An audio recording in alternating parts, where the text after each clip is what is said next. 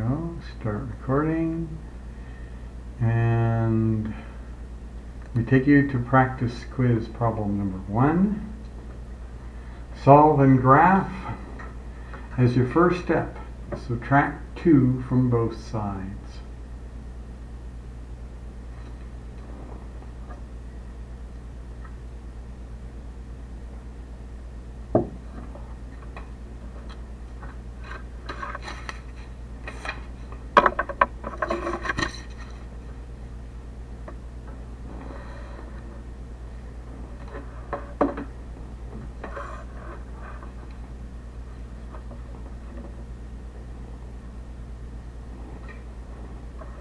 Okay, 30 seconds more for problem number 1.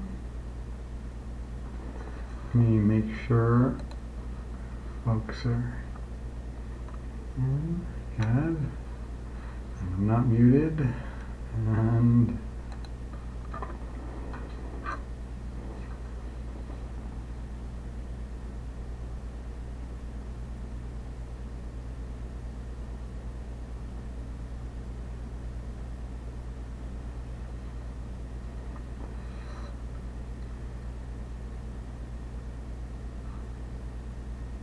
okay, so I'm going to subtract 2, negative 3x greater than or equal to 15.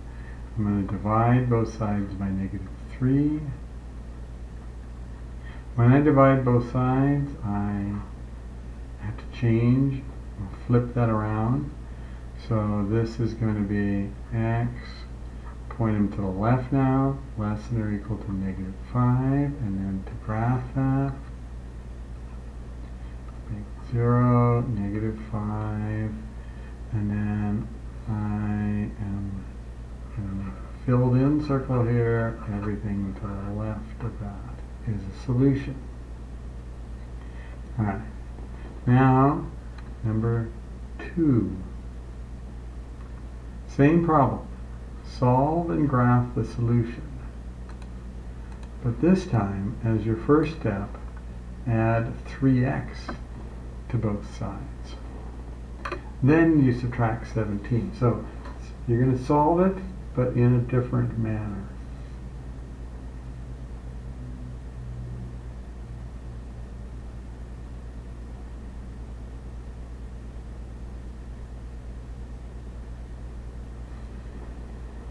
Excuse me.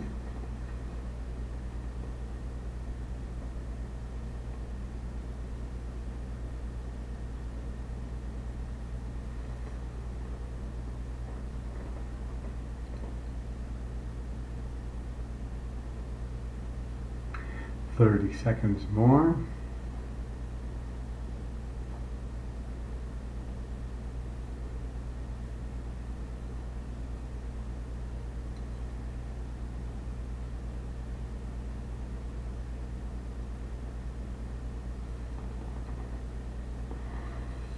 Okay, so first step is add 3x both sides.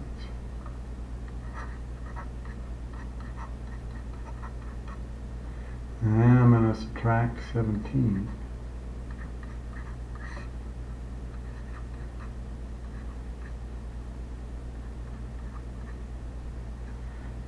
Now I'm going to divide both sides, not by negative 3, but by positive 3, so it keeps the sign in the same direction.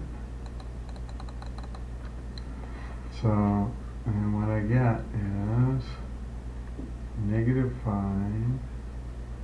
greater than or equal to x, but don't give my final answer like this. Negative 5 is greater than or equal to x. I can't tell if somebody tells me that what x is. If they lead off with the x, and the arrow still has to be pointed at the x. X is less than or equal to negative 5. It has exactly the same graph.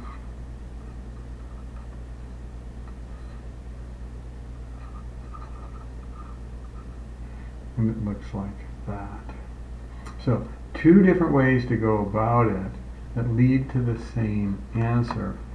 And we can kind of start to see a little bit about why when you divide by a negative number, instead of moving it to the other side and causing it to essentially switch, you have to do it yourself. You have to cross it out and switch. Alright, so give me some feedback on this. You can skip the feedback about whether you nailed it or still working on it. Just give me the feedback more on the 1, 2, and 3, whether the review is, and that's from now on. Whether the review was not needed, helpful, or very helpful. And if you want to give me any more information, to elaborate on those, that would be fine. And go ahead and enter on your feedback.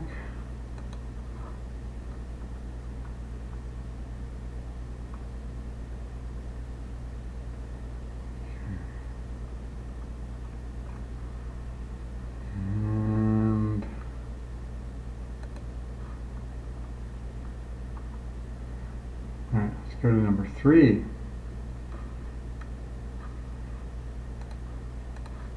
When walking downtown yesterday, I counted 86 people wandering around. 23 of them were wearing shorts. What percentage was wearing shorts?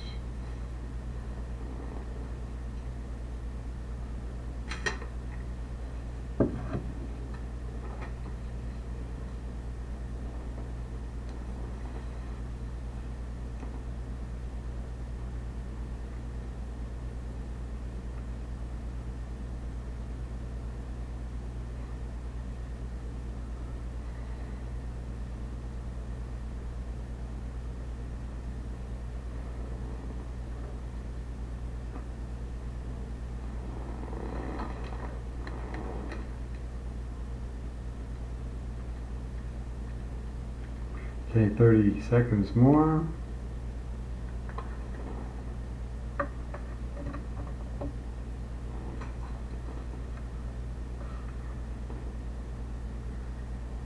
Alright, we're going to make the part whole. That's what any fraction is. The part was 23. The whole was 86. As a fraction, it's this. And when I punch it into my calculator, I get 0.26744, so on.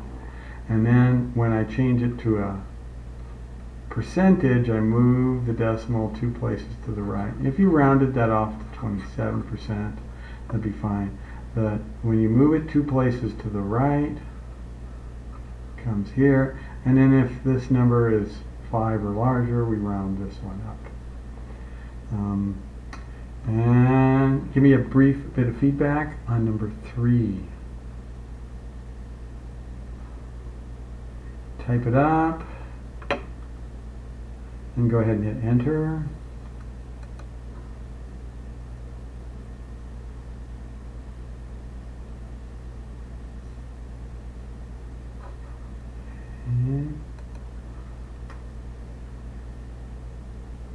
Number 4, solve for y.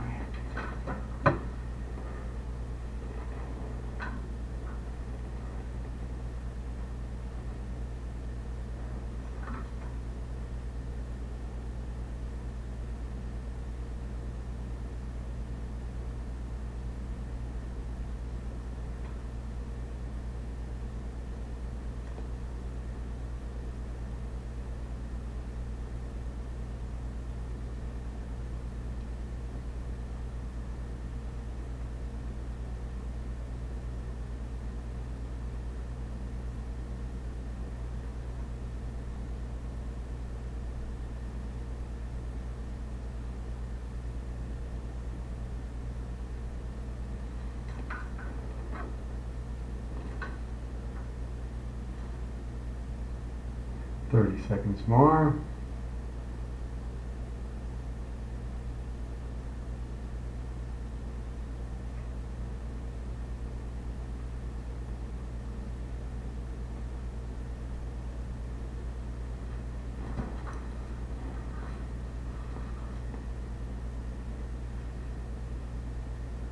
All right, so there are three terms there.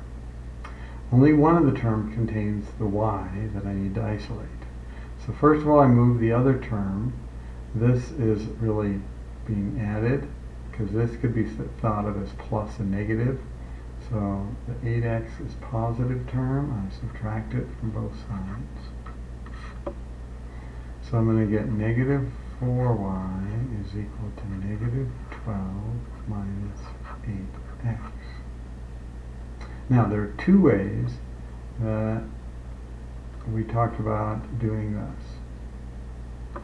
One way, so I got to get rid of the negative 4. It's being attached by multiplication, so I divide by negative 4. One way to do this is to put the whole thing over negative 4. All right, but that's not my preferred technique.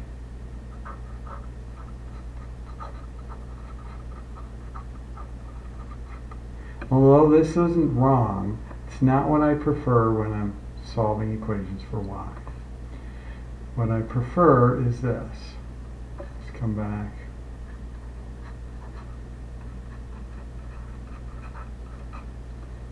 I'm going to divide by negative 4 and make that become a 1y. Divide each fraction by negative 4. And then you get the negative 4's divide out and you just get y. Negative divided by negative is positive, 3.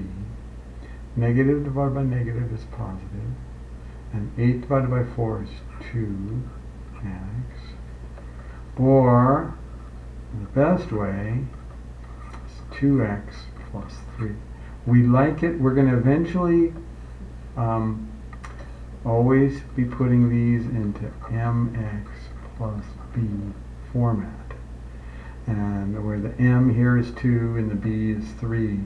And so that's why I tend to put it there. And that's our preferred form of the answer. And this certainly looks simpler than this over here. All right, so give me feedback on number 4.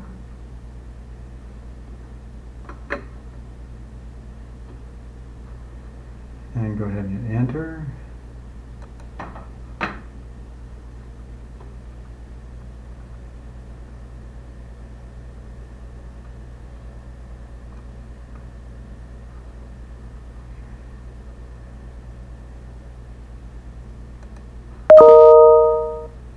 And that's it for practice quiz problems. And questions now.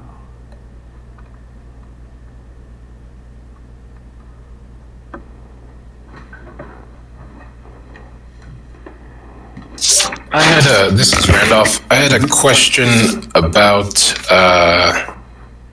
2.4,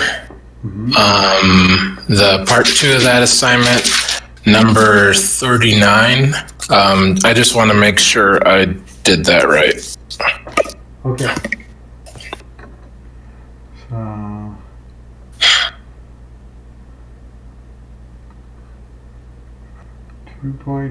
number 39.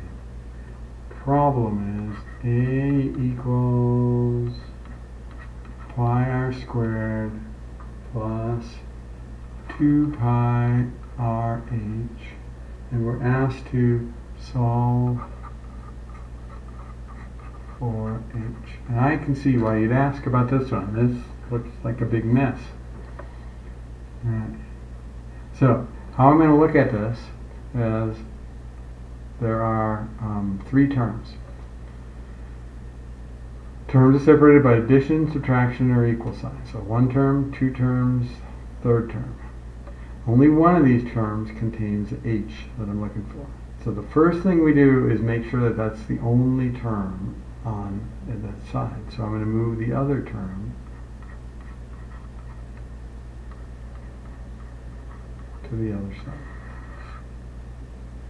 So these kill each other off. You get 2 pi r h. On this side, these two are what we call not like terms. to be like terms and to be able to combine them, they'd have to have exactly the same letters to exactly the same powers. So these you can't put together at all. Now, I'm going to turn this around. I like to have the thing that I'm solving for over on the left side.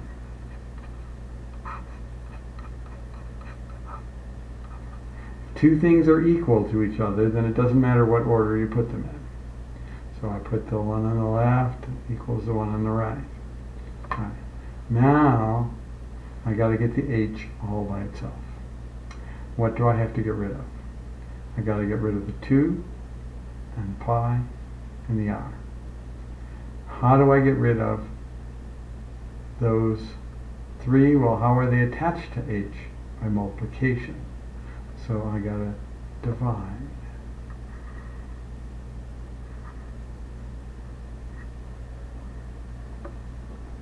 Now, we could use like we did before. I told you that when we have y's and x's, the preferred way is separate fractions, because we want to eventually get it into this format.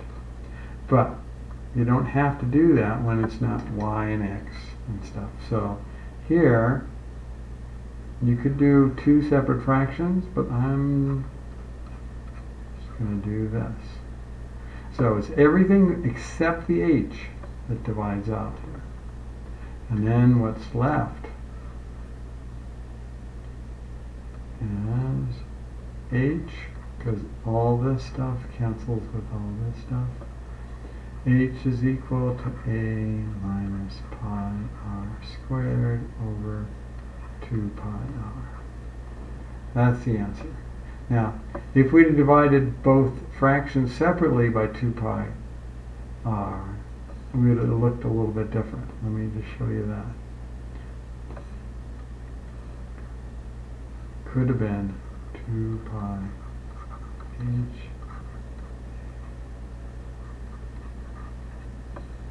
in this case,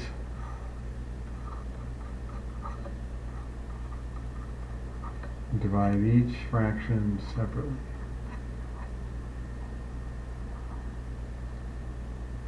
And then what we get is this fraction, nothing reduces. On this fraction, that's the pi. Divide top and bottom each by pi. And you can even reduce the r's.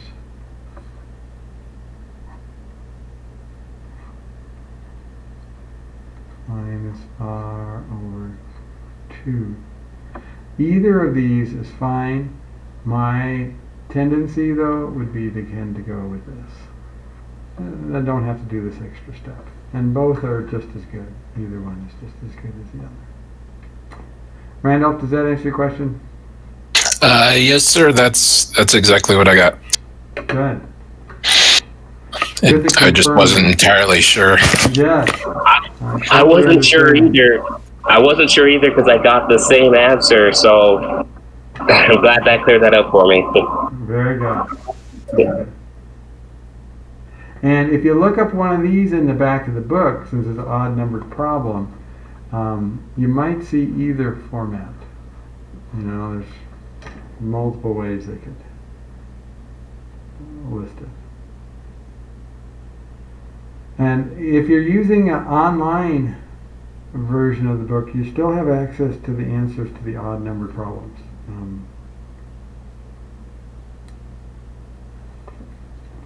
Any other questions? 71. All right. And who is it? Jacqueline. Jacqueline? All right, 71.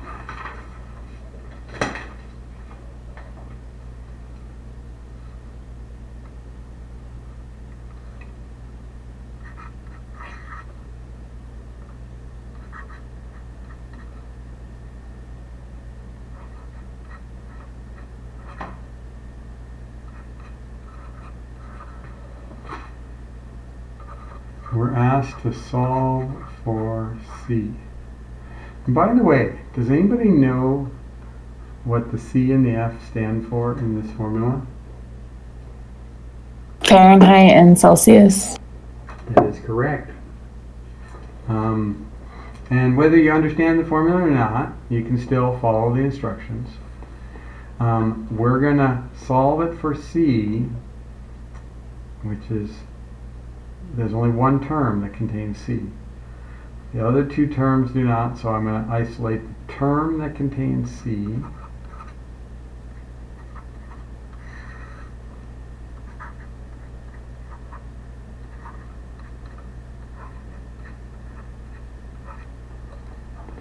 Now I'm going to turn this equation around. I'll put the 9/5 C on the left, F minus F, because the thing I'm solving for, I like to have it over on the left-hand side. Now, at this point, I need to get rid of the 9/5. It's being attached to C by multiplication. There's two ways I can get rid of it. One way to get rid of it is to divide both sides by 9/5.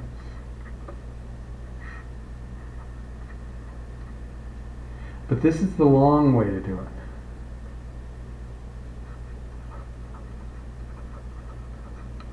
Because you got to do copy dot flip, and it takes you a while.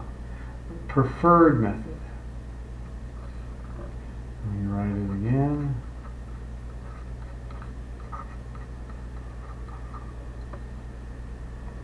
Goes quicker. When you're trying to get rid of a fraction, instead of dividing by it, go to multiplying by the reciprocal. Oops.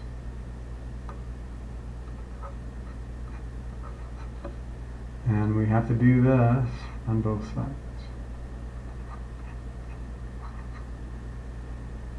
Like this. And then this has to go in parentheses.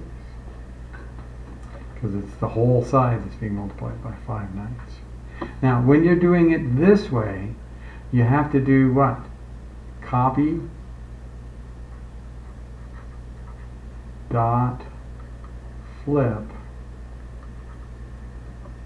and you copy the 9/5, change that division sign into a multiplication sign, flip the bottom number, 5/9. But you wind up just getting right to the same stage anyway. The 9s and the 5s cancel each other out. So this becomes, all this cancels, you get C. I'll put this 5/9 out in front. And that's the formula in the other way, when you've solved it for C. And you could take this 5/9 and distribute into both parts, but you don't have to. You could just stop here. Less work than having to distribute the 5/9. And you'd have to make F over 1, 32 over 1, and multiply it in.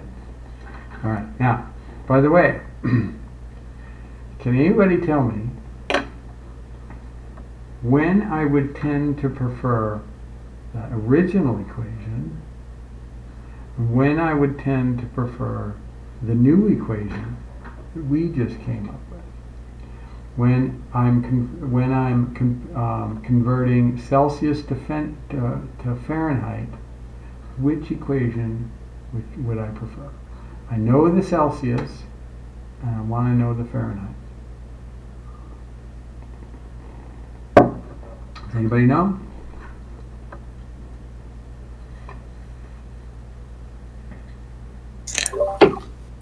Would you prefer the first one? Yes.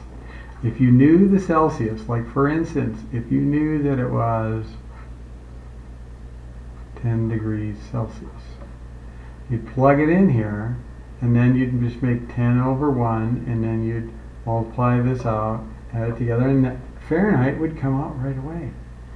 If you plugged in 10 degrees Celsius here,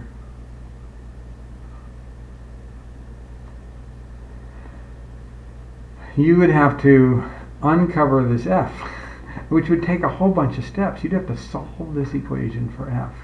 So when the F is all by itself, that means it's great for converting to Fahrenheit from Celsius. And when the C is by itself, this is best for converting to Celsius from Fahrenheit. You'd plug in a Fahrenheit number in here and then just punch all these out and you have your Celsius. Okay, Jacqueline, does that answer your question? Yes. Okay, any other questions? I had a question. I had a hard time understanding 77. Okay, 77. Is that Casey? Yeah. Okay.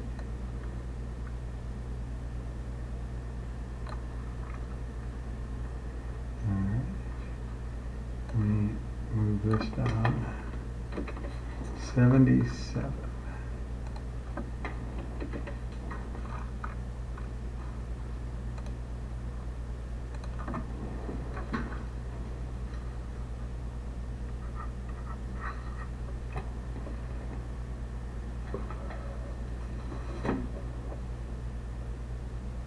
Okay, the instructions say the circumference of a circle is given by this formula. You find r using the following values.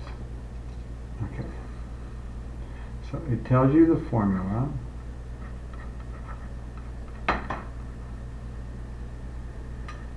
It tells you that you want to find r. It tells you what c is. And it tells you that use pi is 22 over 7. Now, 22 divided by 7 is about the same as 3.14, and it's just another approximation for pi. Okay. So, what they want you to do is take this equation right here. Every time you see the c, replace it with 44. The 2 is the 2. The pi becomes 22 sevenths. Now that's got to be multiplied. I'll put in parentheses to show that it's multiplied. And then r stays as r. Alright, so we got to figure out what r is now. Now what I notice is these 2 is the same as 2 over 1. So let me rewrite this. 44, if I multiply the tops together, you don't need common denominators to multiply. 44 over 7 times 1 is 7r. And then I got to get r by itself. Got to get rid of 44 sevenths. Instead of dividing both sides by 44 sevenths, because it's multiplying, the more efficient way is to multiply by the reciprocal. Whenever I multiply on that side, I have to multiply on this side. Now I'll put this over 1. So then, what happens? The 44s cancel out over here, and all you're left with is 7. And every number cancels out over here, and all you're left with is r. And then final answer, put the r first, r is equal to 7. Casey, does that answer your question? Yeah, thanks. You're welcome. Any other questions? Yeah. This is Amalia. Can we do 83? 83. Okay, and this will be our last one.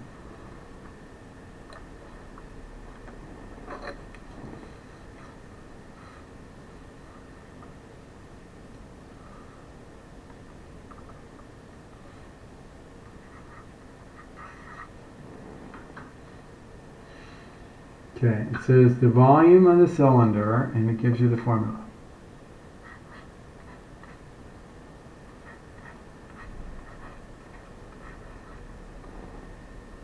It says find H if, and in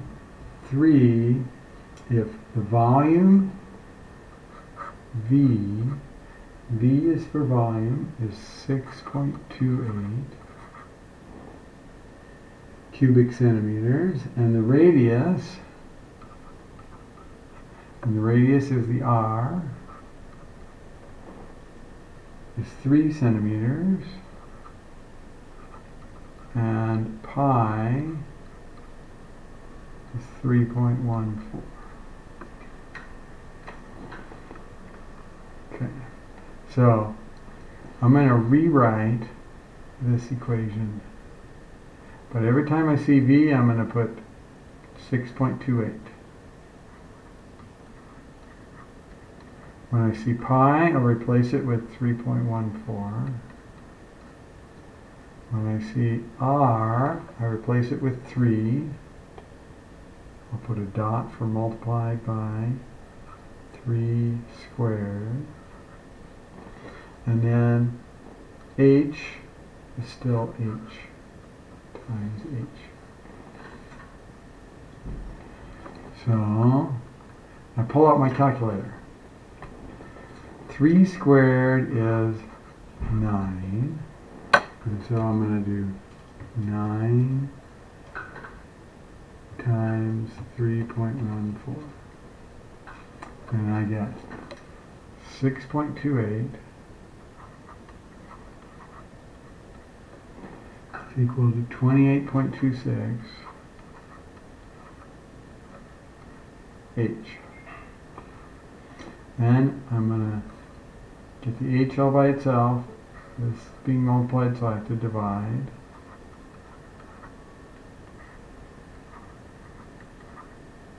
Good thing we have calculators. H, and I punch this out on my calculator.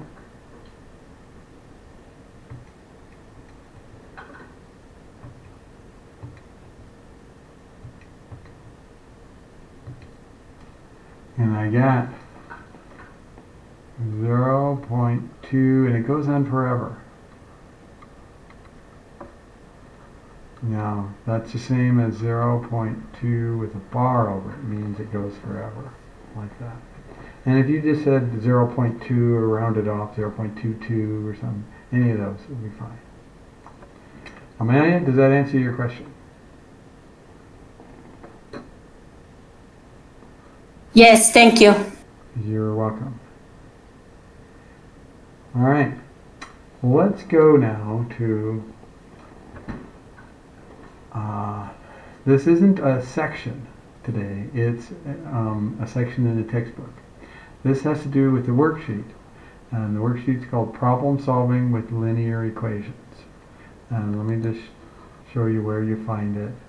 If you go in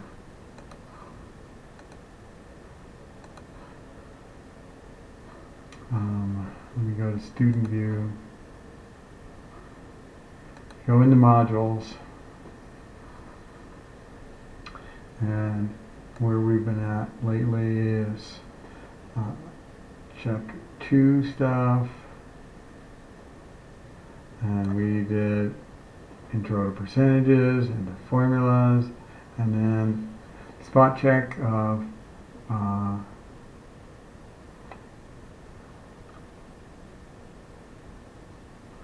alright, hold on a second.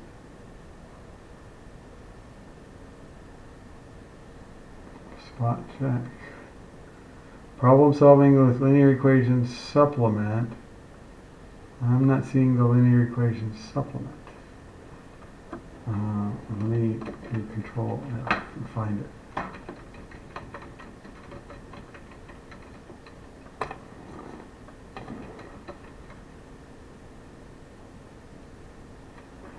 Okay, so there's one, and that says it's due October 28th. And then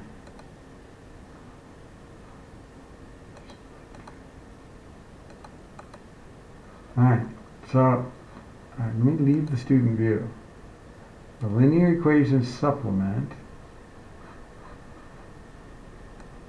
Let me find it now.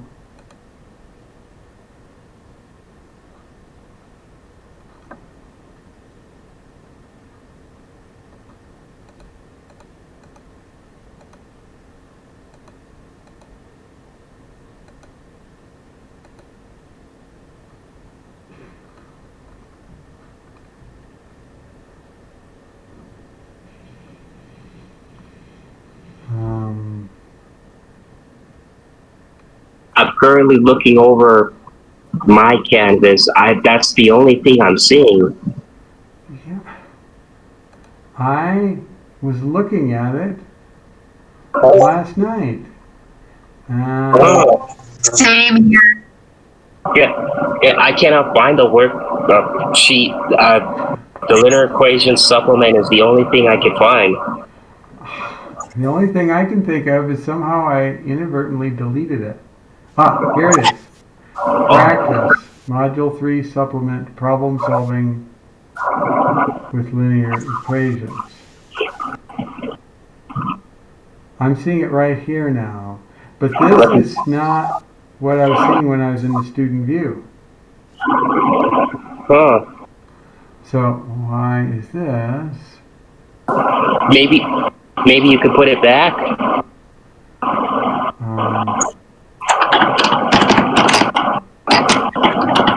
right. I'm able to see it in mine. Module 3 supplement, problem solving with All right. linear equations. So I just moved it up. Hold on.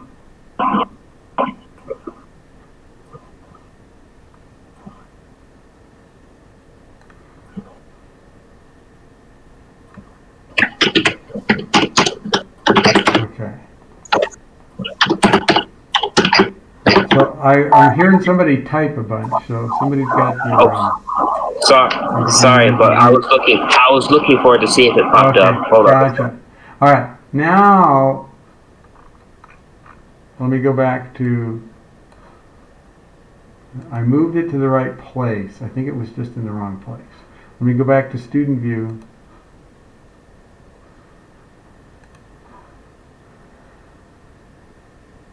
Let's see if you can all see it now.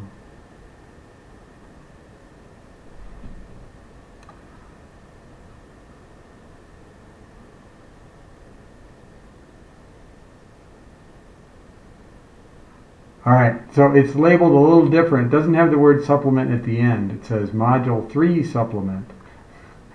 And I've placed it now inside Module 2. But it says Module 3 supplement, problem solving with linear equations. And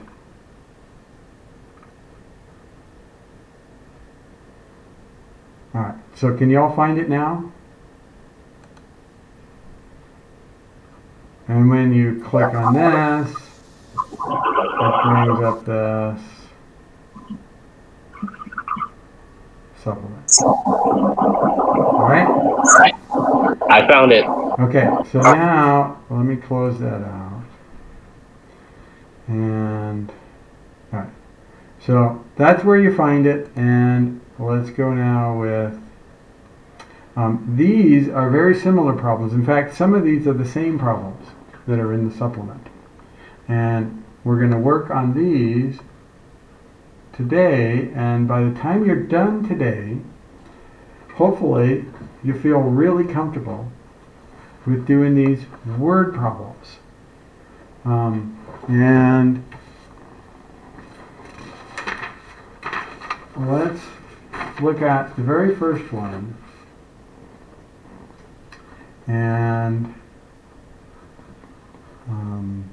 but actually we're right at the break point now. Let's take a 10-minute break or 15-minute break, and we'll start again,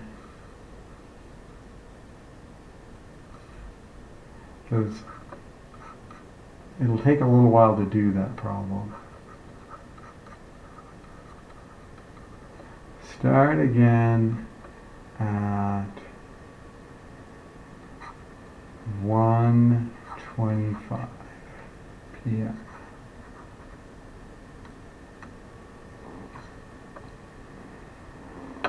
And we will be starting with problem number 1. So if you want to read over number 1 during the break, just get a little bit familiar with it. It might help when we work on it together.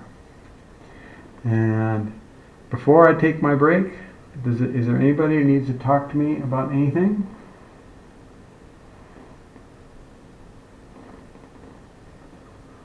Okay, yes.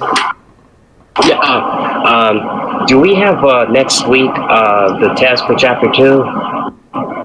Let me look at my schedule.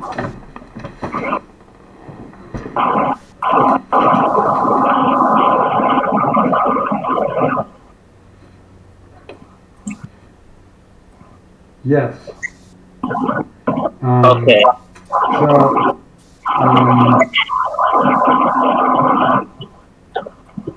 all right, we have a test review. I think I overlooked this last time. So, thank you for pointing that out. I was overlooking that.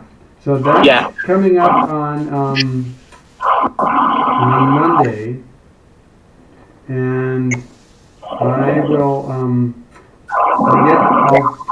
I'll make sure the test review. I'll go over that real quick when we come back from the break. Okay.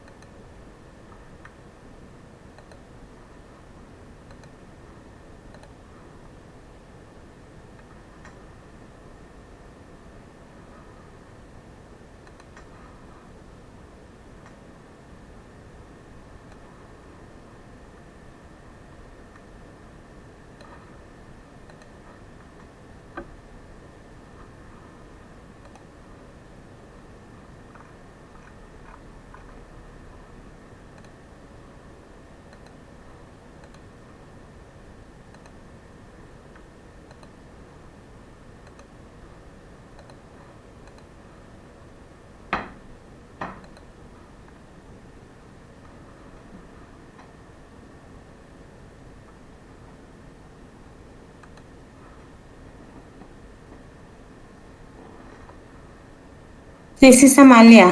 Hey, Amelia.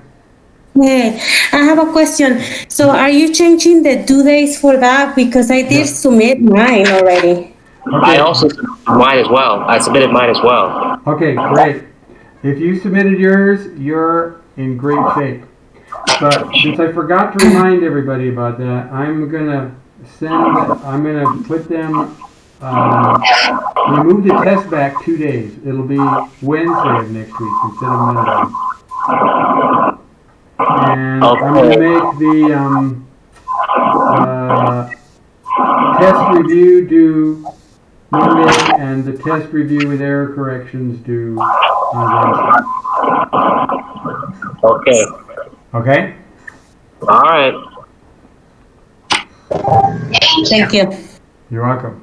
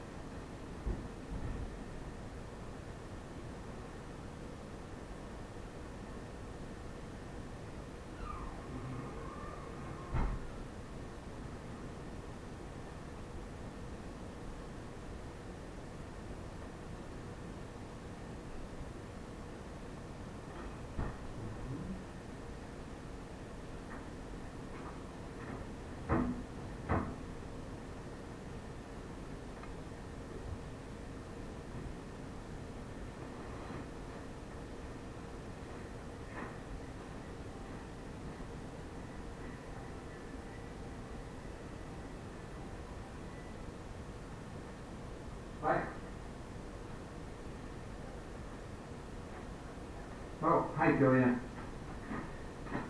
Hey, thanks for returning my call. And actually, I'm teaching a class right now, but we're on a break, so I have, but they can see everything on my screen, so maybe I don't want to do this right now. Can you just tell me, though, how do I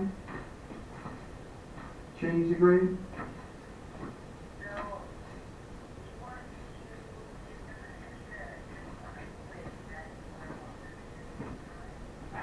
Yes, and sometimes I want to do that on homework too. But yes, there's a test that they had, and only grade 1 and 2 will choose to read it.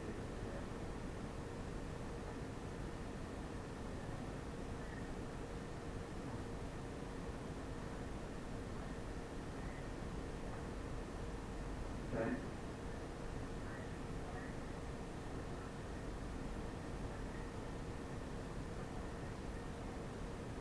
Okay.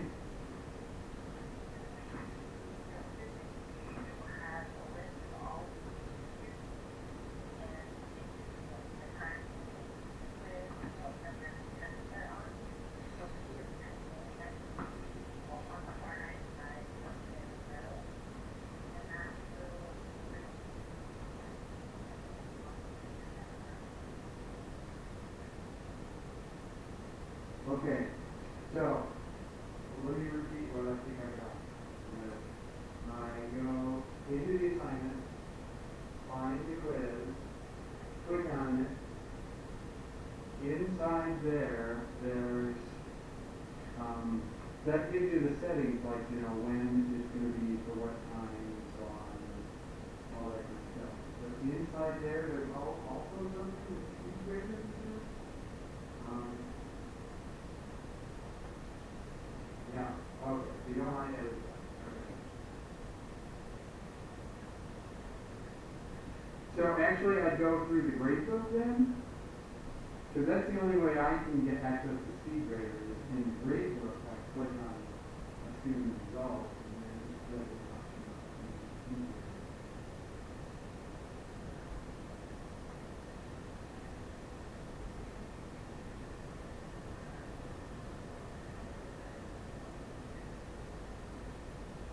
grader. Okay.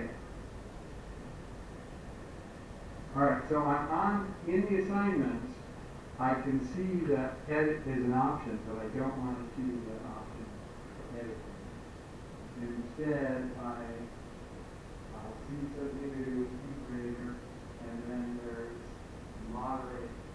There's something I click on here that I click on that. And then while I'm in moderate, then I can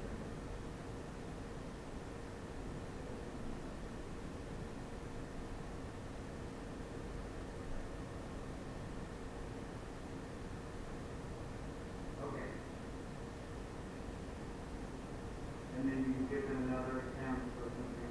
And now, I have a different version of the exam. Could I upload a different version then for the second attempt?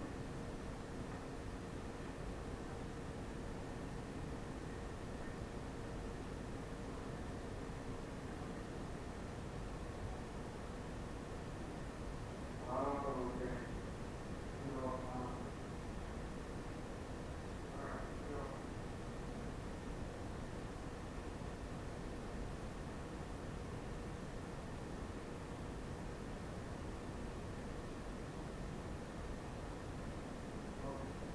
Okay.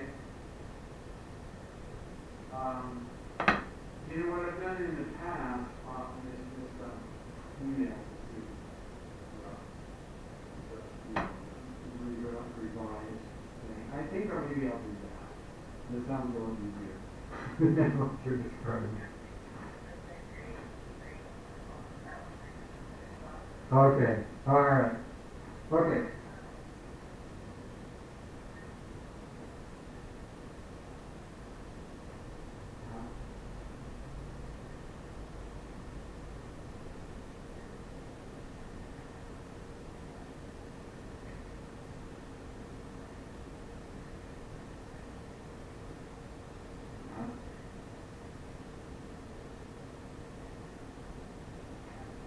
So that's inside the edit, right? When you're inside the edit or the assignment, there's, repeat that again, where do I find that? Right, is it near the bottom? Okay. Okay.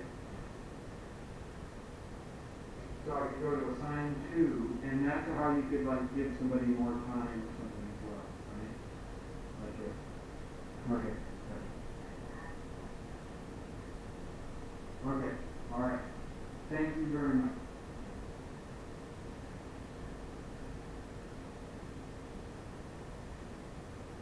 Okay. Great. Thank you. All right.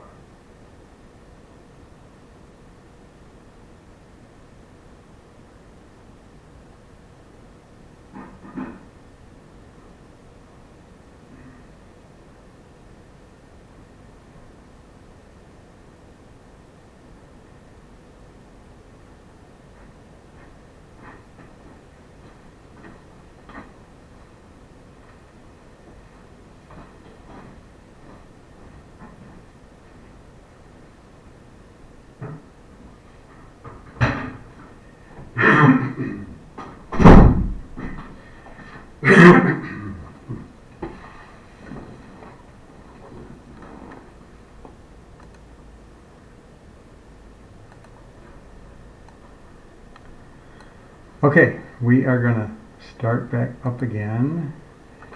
And in case you had stepped away, I am changing the date of the test. Instead of the test being Monday of next week, because I just forgot to remind everybody about what was going on there. I'm going to put that on Wednesday. So the chapter 2 test will be Wednesday, and I've changed the dates on that. And then the chapter 2 test review needs to be turned in by 12:30 on Monday. And then as soon as, also on 12:30 on Monday, what opens up and becomes available is the version of the test review with the answers, so that you can check to see if you got any wrong, and then you know which ones to practice on to get ready for the exam. And then do lots of practice on the ones that you got wrong. All right, so let's go to problem number 1 here. And I'm going to insert a bunch of space. And it's going to renumber all these. We'll have a whole bunch of number 1s. And every time I put new spaces. So, this problem. Patricia subscribes to a cable television service and rents movies on the weekend. And this is like from long ago, before Netflix. But right nowadays, this would be absurdly expensive. Her subscription costs $49.99 per month, and each movie costs $4.99. If her monthly bill is $89.91, how many movies did she rent that month? So, I am going to have you go in your Discord chat group. Let's check in real quick. Make sure that the group leader has specified who is going to be the spokesman for today. And it looks like we have 5 groups. And everybody go in and say hi in your group, and so you see how many are there today. Group 1, how many of you are here today? Looks like there's 2 of us. Okay. Group 2?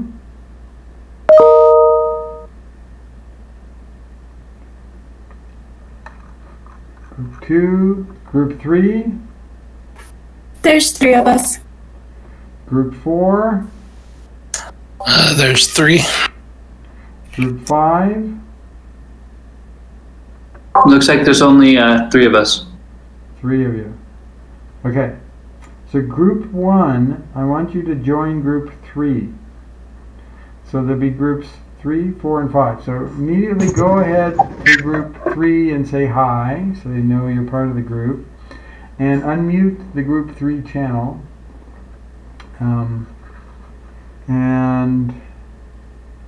Alright, let's come back here, and a preliminary question I have is, if one movie is rented, what is the cost?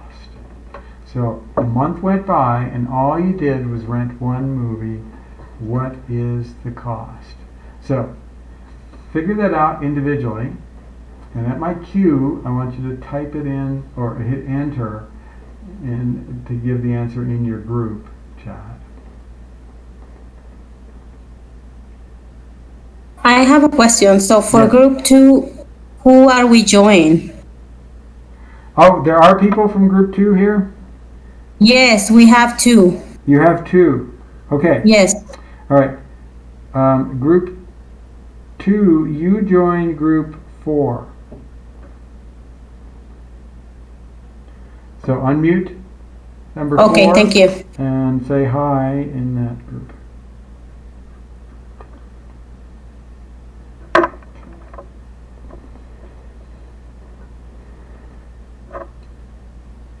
All right, and go ahead and hit enter into your answer, if one movie is rented, what is the cost? Discuss that as you need to.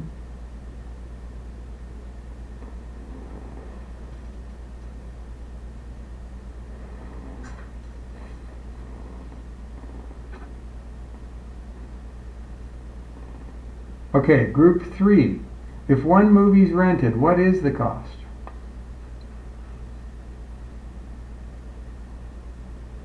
$4.99.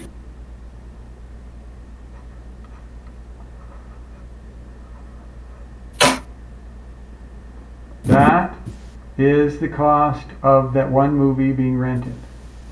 But for the month, you also have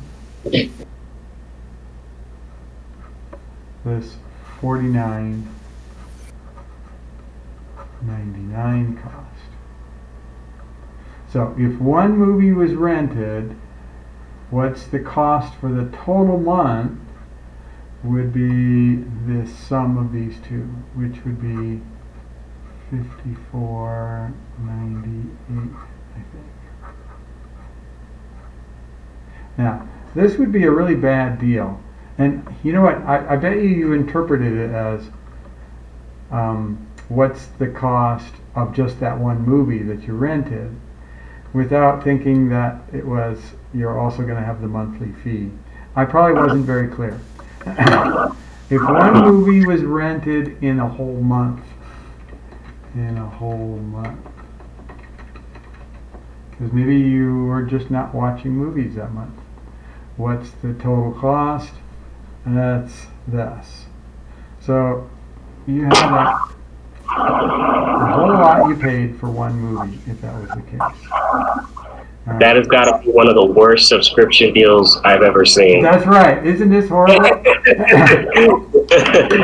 Now, actually, back when these movies were like VCRs and you had to plug them in and stuff like this, this was not unheard of. Way back when. Oh, gosh. Way back when it first came out.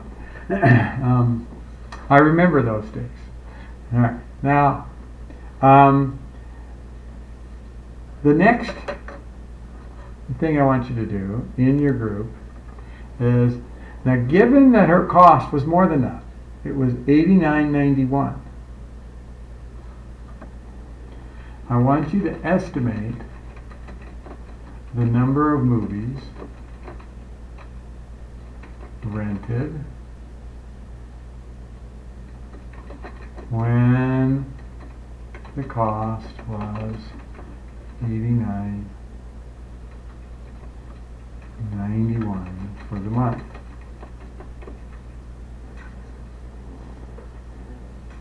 All right, so do this individually. Type that into your group chat, but don't hit enter yet. And don't do any computations. Don't try to figure out the exact answer. Just a real ballpark estimate, like, I think I rented 1,000 movies, or was it 2 movies, or give me just kind of a, ballpark number. And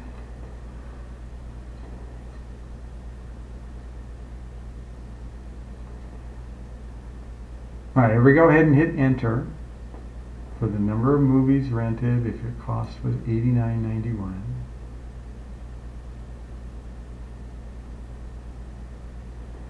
All right, group 4, you might have a bunch of different numbers. Can you tell me all the different numbers that were estimates?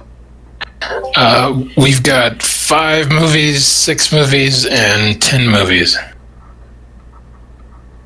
All of these seem very reasonable. And you don't even have to be very close at all. You don't want something like 1,000 movies. That wouldn't make sense. You don't want something like 1 movie. That doesn't make sense. But anything like this, any of this would be fine. Let's just take one of these numbers. I'm going to choose the 10 just because I can do the computations in my head when it's a nice easy number like 10. Let's see if 10 10 movies is correct.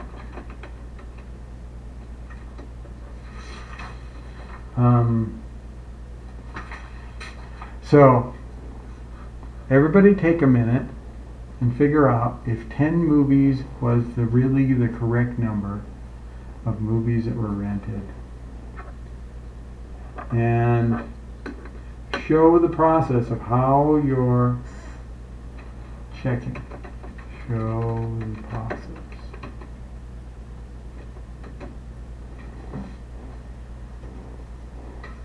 And enter this into your group chat. If it's correct or not, and what was the process you used.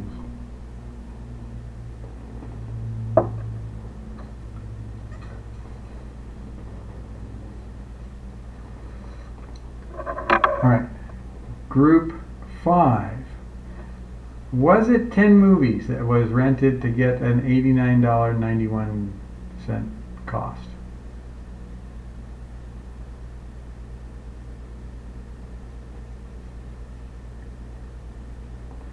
Group 5? We have no.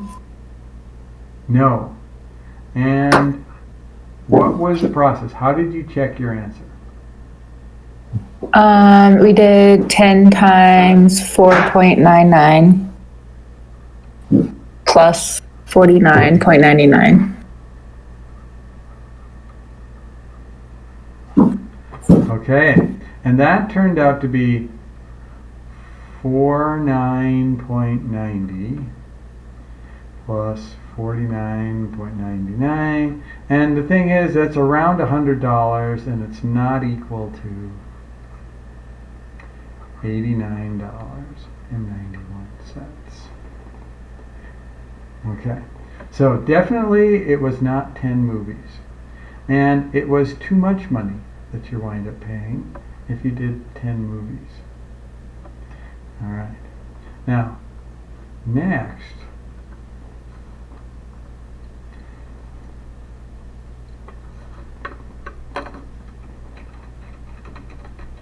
find the exact number of movies rented any way you can. Use any method you want. Find the exact number of movies rented.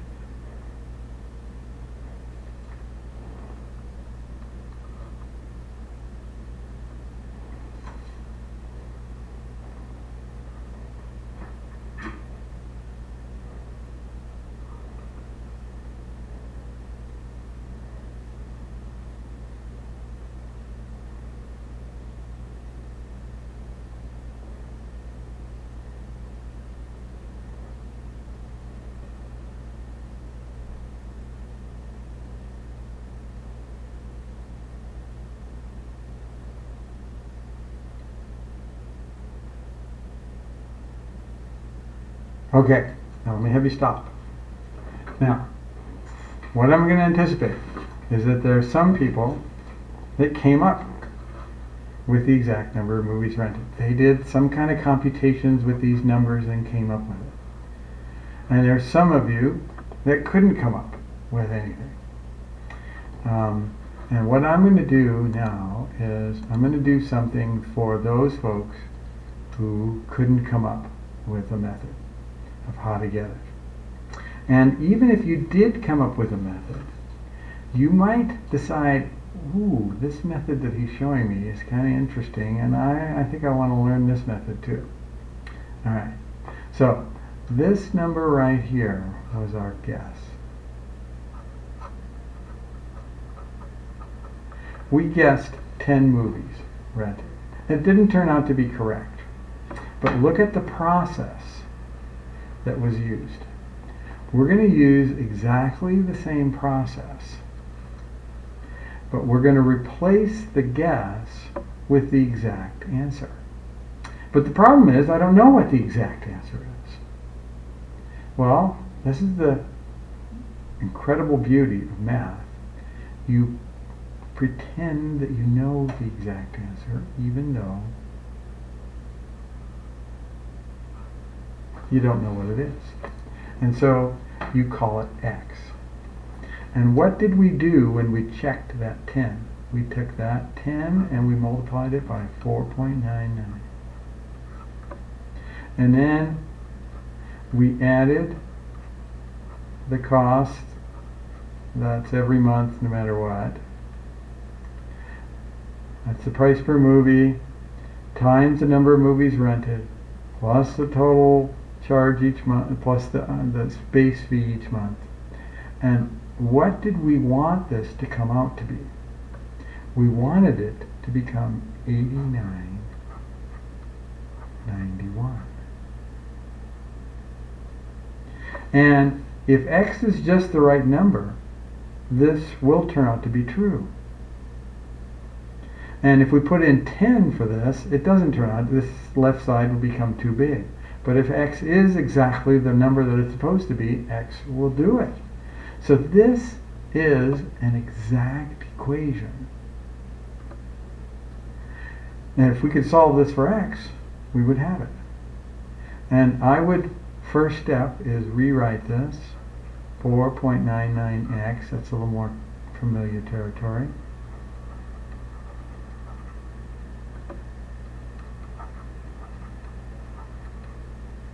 Then I'd subtract 49.99 from both sides.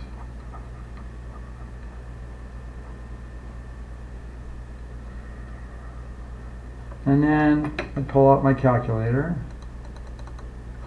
And I'm going to need some more space.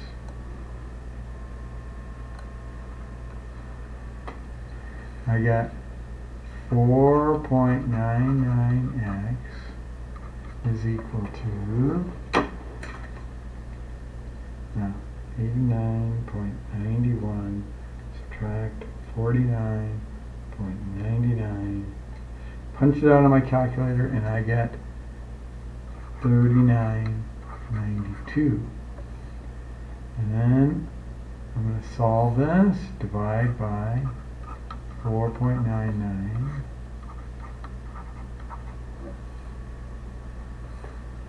I'm going to get x equals, take that number, divide it by 4.99, and I get 8.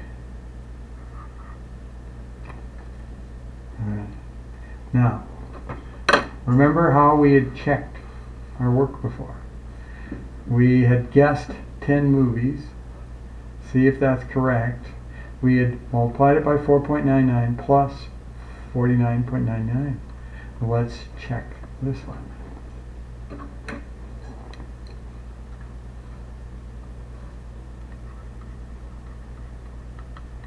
$4.99 times 8 plus 49.99, and let's see if this turns out to be the right number. If I do 4.99 times 8, this turns out to be 39.92. I'm going to add that to 49.99. I get $89.91. And is that what it was supposed to be? It sure is. It checks. Right here. Alright. Now, I'm going to bet that there's few, if any, people that did it the way that I did it. But is there somebody who did it their own way that will describe it and will compare it to this? So I'm going to open up the floor to anybody. Anybody were able to find the number of movies but did it a different way? I did. Is that Amalia? Yes, this is Amalia. Amalia, tell me how you did it.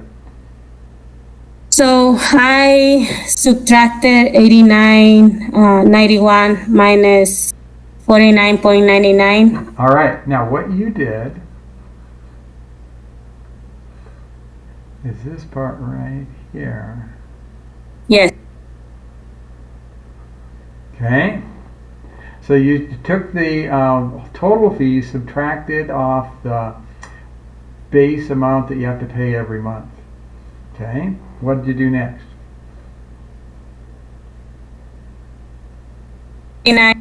92 divided by 4.99 And then you equals did 8. this part right here.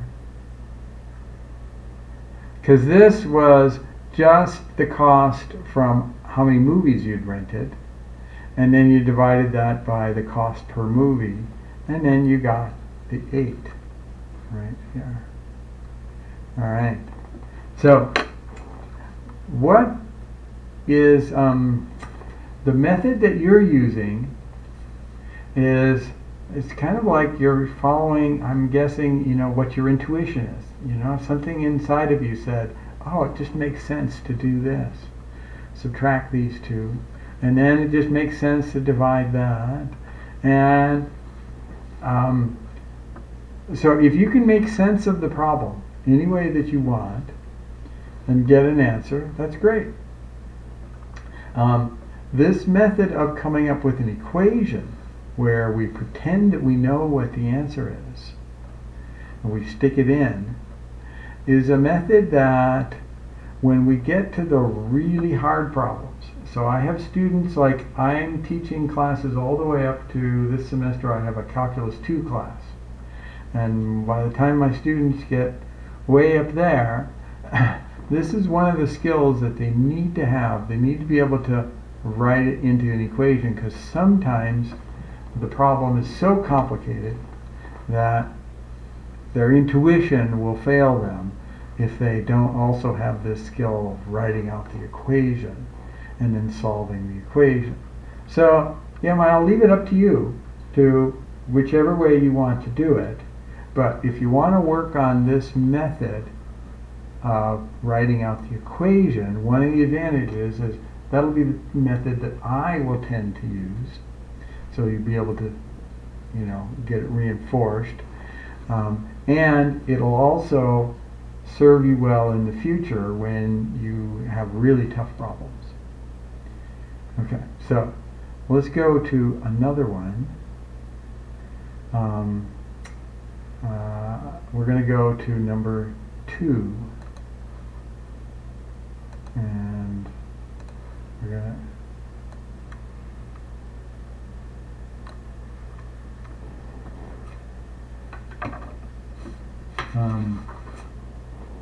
before I go to number 2 though, any questions or comments on problem 1?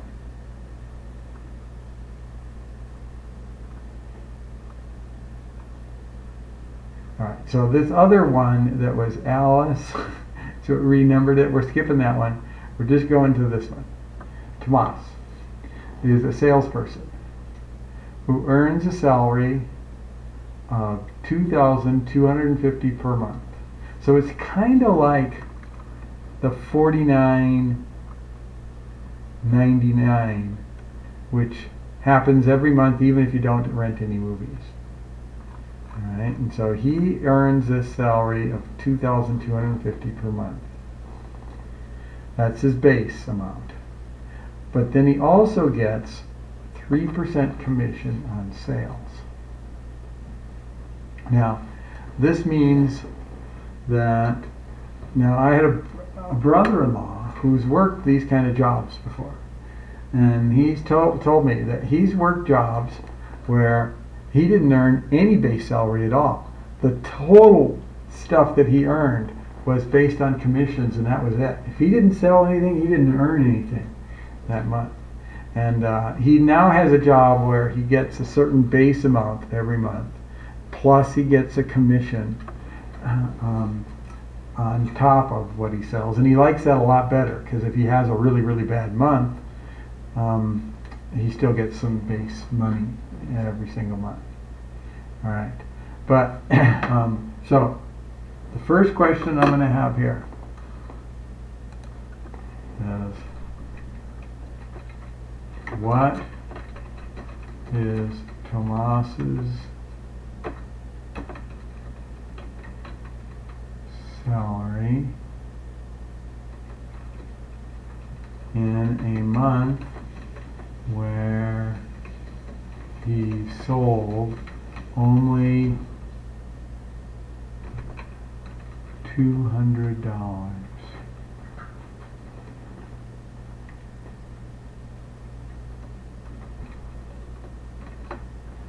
So the stuff that he sold was only 200 and he earned 3% commission on sales. So ignore this 4,500 thing. Just answer this question. What is his salary in a month where he sold only $200? Let me put it better. Where he had only $200 in sales. So it was a really, really bad month. He gets 3% on that 200, plus he gets the base amount. So what did he earn? Type up your answer into your group chat, but don't hit enter yet.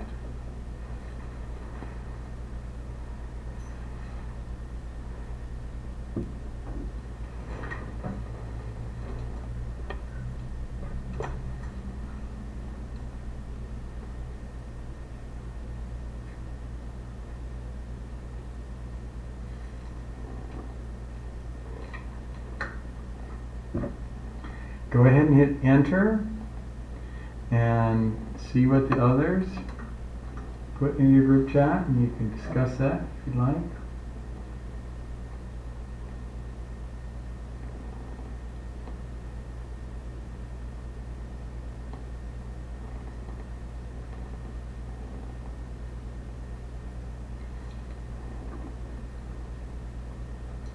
Okay, group 4.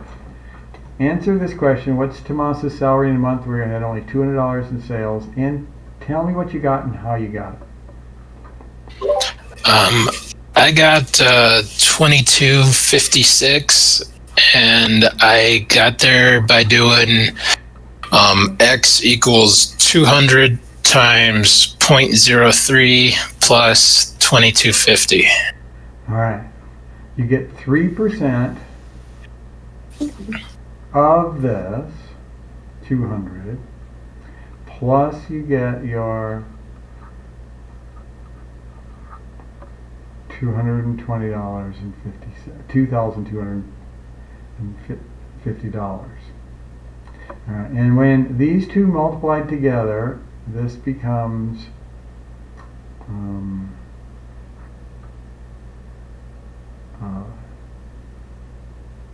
$6, that's right. And so then you get this total amount. Does this make sense to everybody? Any questions here?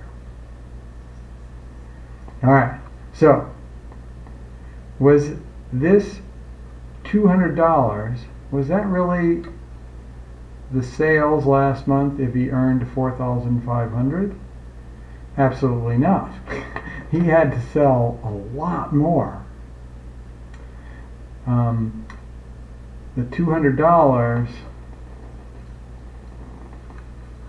only provided him an extra $6 in income.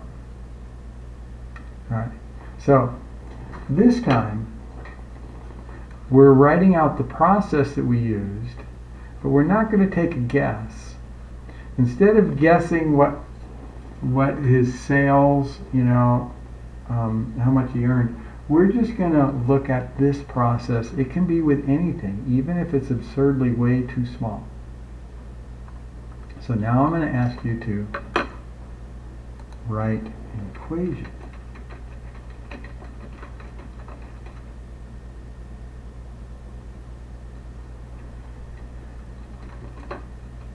Use x instead of the $200.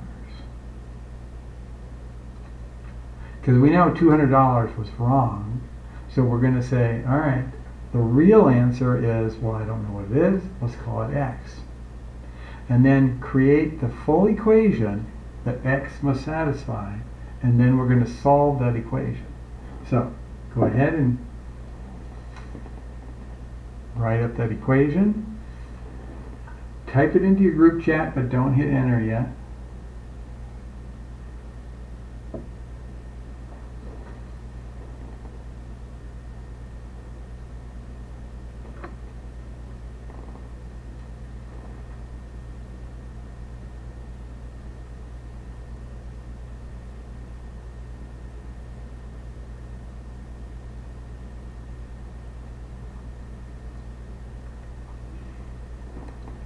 Go ahead and hit enter.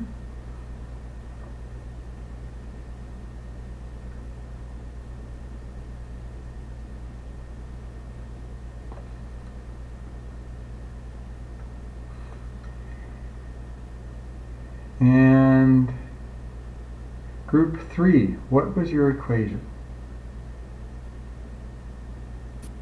The equation was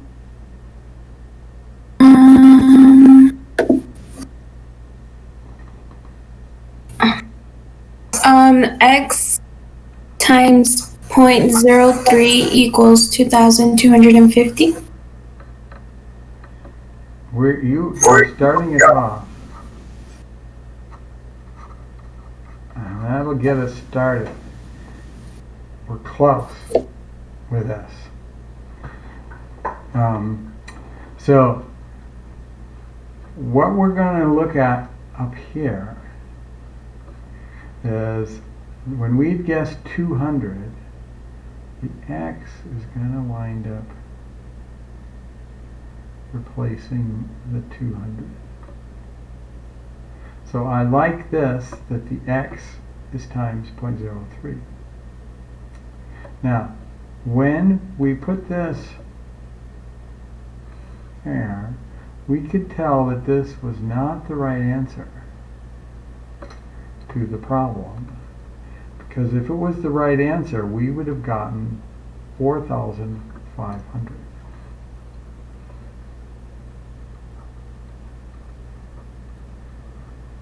Instead, we got 2,256. So, thanks for getting us going in the right direction. What I'm going to do is I'm going to modify this. We're going to say the x times the 0.03. We're going to do this plus this. Because this is going to be the amount on commissions. And hopefully it's a lot more than $6. X is going to got to be a lot bigger than 200 so that we get a lot more than 6. And then we want this total to become 4,500. All right. Right now the equation is pretty abstract work. And it'll take a little while to get used to this. But what I'm doing is the same process that I did with, I picked a really small number so I could just kind of see what would happen. And so I'm kind of understanding how commissions work. But then I compare it to what I really wanted to get right over here. All right, so this is my equation. Now I want you to solve the equation and check your answer and make sure that your answer makes sense. So go ahead and do that. Work individually.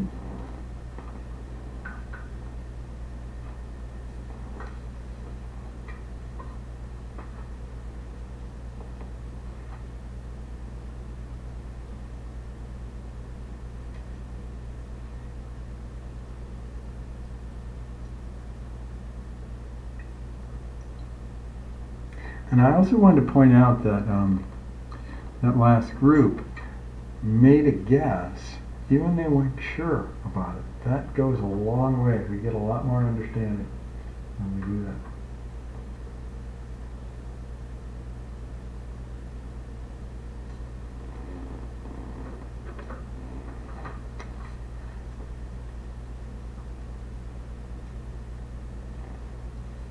All right, so I'm going to solve this now. I'm going to subtract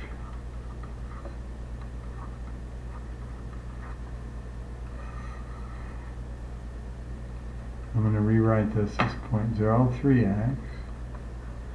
Now this is going to give me 2,250. So that was half of that. Okay. Now, you might have done this problem just using your intuition. And if you did that this way, this would also be fine. You might be saying, all right, 4,500, let's subtract off the base amount, and that just tells me how much he got from the commissions. And so that's what we do right here. We get this. But once you get the commission, the amount of money that he earned from commissions, we have to say, well, how much did he sell?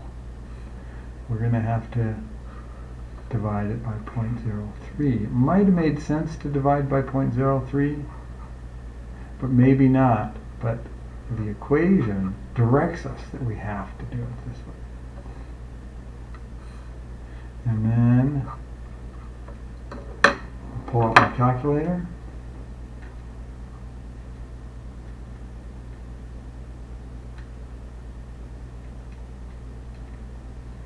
And I got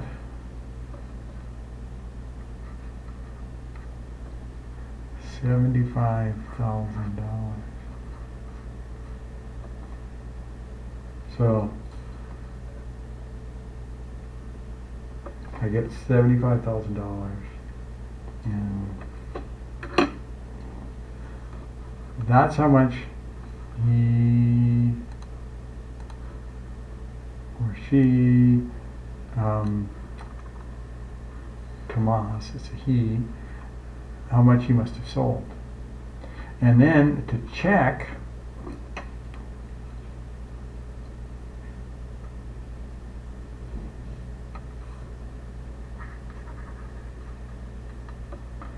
well, his base salary is 2,250, plus he gets 0.03 times what he sold. And let's see if this turns out right. If I take 0.03 times the 75,000, I get, this turns out to be 2,250. When I add two of those together, I get 4,500, which is exactly what he earned. That works. It checks. Any questions? Yes.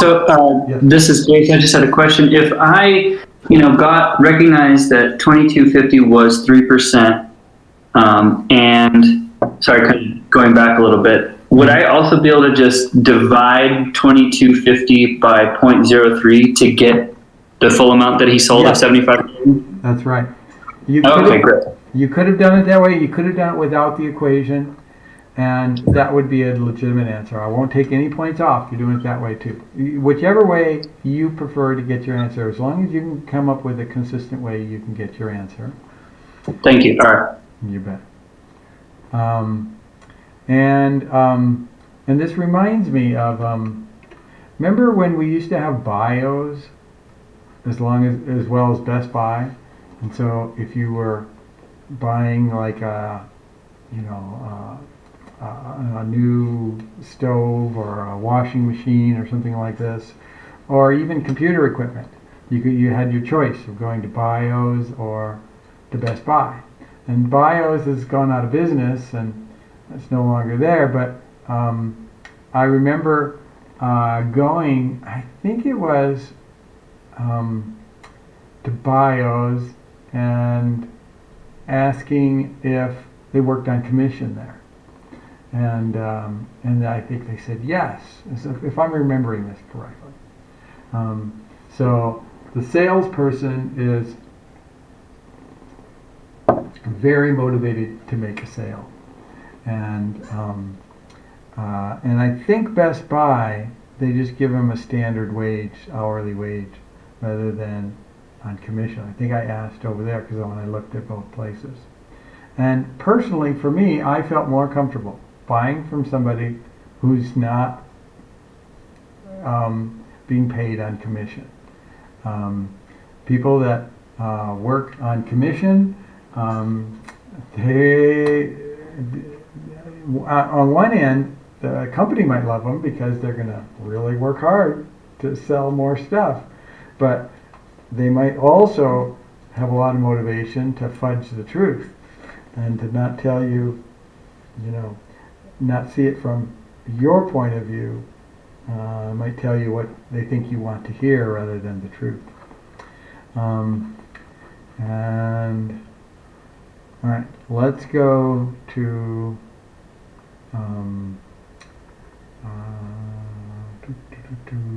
we got a bunch of these, and the first bunch of them are kind of similar to what we've done already. So let me just kind of summarize. If there's a flat cost and then a per item cost. This one had a flat cost, and then every additional movie costed extra. And the additional part, it was multiplied by the X. But the flat item just occurred once. This one had a flat item, he gets this base salary, and then he is additional depending on how much he sold. Okay. And then you got to come out with a certain result at the end. So that's the pattern you're going to see in all of these kind of problems. But there are some that are going to be really kind of tricky. And let me do one of those. And it's number 7 over here. I'm going to insert some extra space. All right. And even on this, I have the answers on some of them listed down below. The numbers got screwed up though, so you got to count the numbers and then go in order to see which ones have the answers.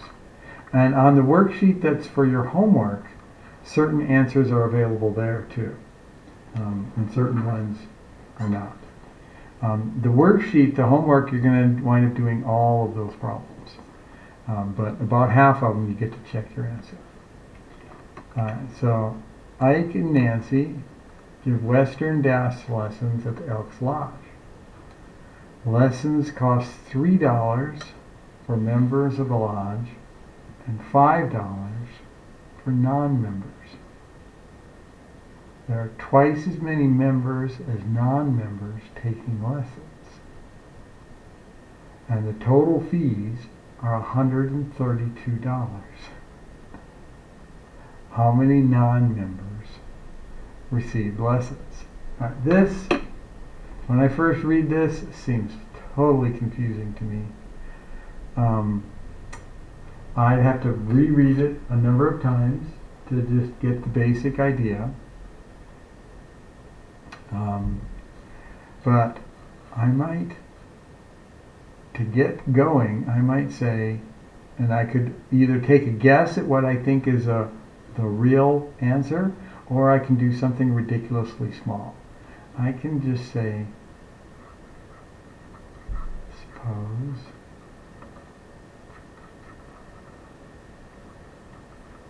there's only 4 members.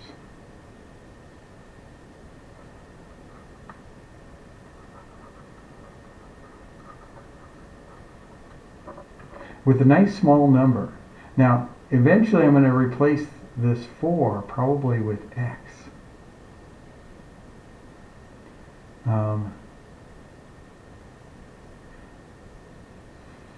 Now,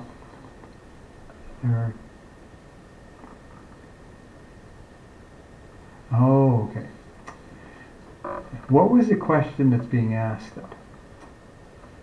How many non-members received lessons? So I probably would make my thing the number of non-members. So let me change this.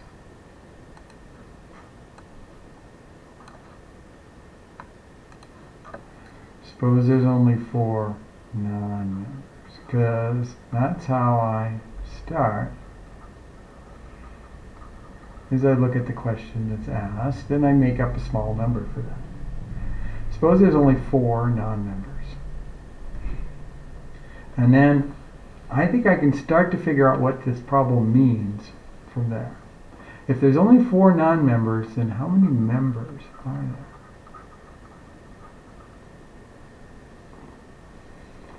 Well, there's a sentence in here. There's twice as many members as non-members taking lessons. So does that mean there's 2 members or 8 members? Twice as many members, so this would be 8, as non-members. Okay, and then cost is $3 for members. So these are going to be $3. And these are going to be $5 each. Now if I multiply 4 times 5 is I'm going to get $20. If I multiply 8 times 3 I get $24. And if I add them together I get $44. Alright, so when I took a really small number, it helped me understand what the problem is about. It's not the correct answer, because to get correct I would have had to come out with $132. But see how I'm able to kind of get sorted out with the problem by just putting a small number in. And then seeing how much money I get. Alright, so the technique, the formal technique is instead of this, we use a variable. We're going to pretend that we know the number of non-members, but we don't really know it, so we call it x. So if that's x, what does this become?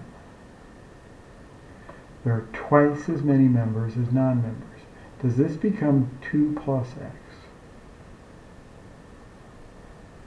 Will that get you twice as many? No, because if that was 4, then 4 plus 2 would be 6. It doesn't mean 2 plus x, it means 2 times x. So if that's x, this is going to be 2x. And then this is still $5 each, and this is still $3 each. We're going to take, now how did I get this 20 over here? I multiplied the 4 and the 5. So how am I going to get the total amount of money? Total dollars. Total dollars will become from multiplying these two, but replace the 4 with x. So it was 5 instead of 5 times 4. Alright, so this was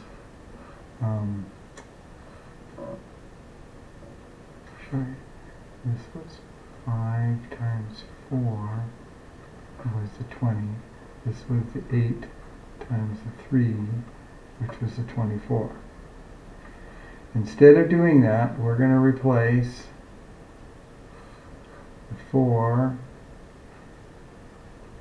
with x, and we're going to replace the 3, no. Let me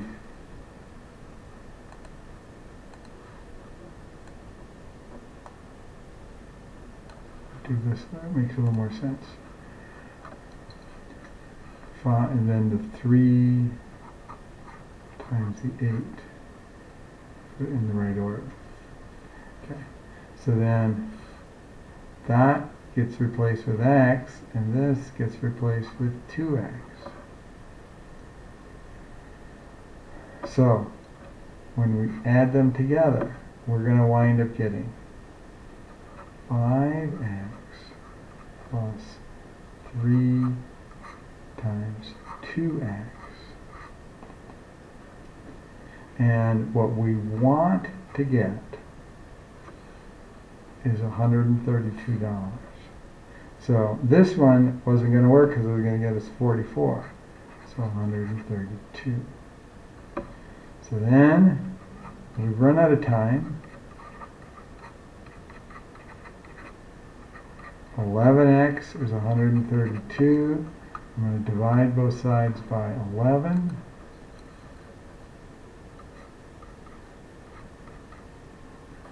And I'm going to get x equals, I think that's 12. I'll double check that on my calculator. 132 divided by 11 is 12. So there were 12 non-members.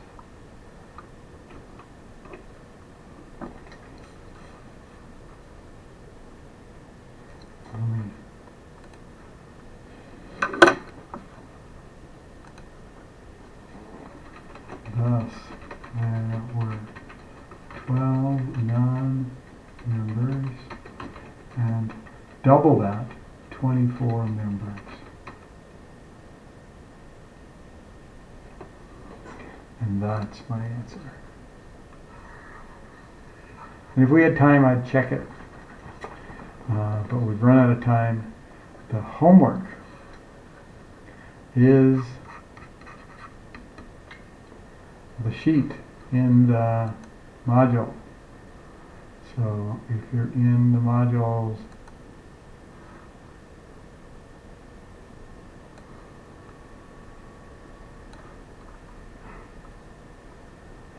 it's problem solving with linear equations. Module 3 supplement problem solving with linear equations.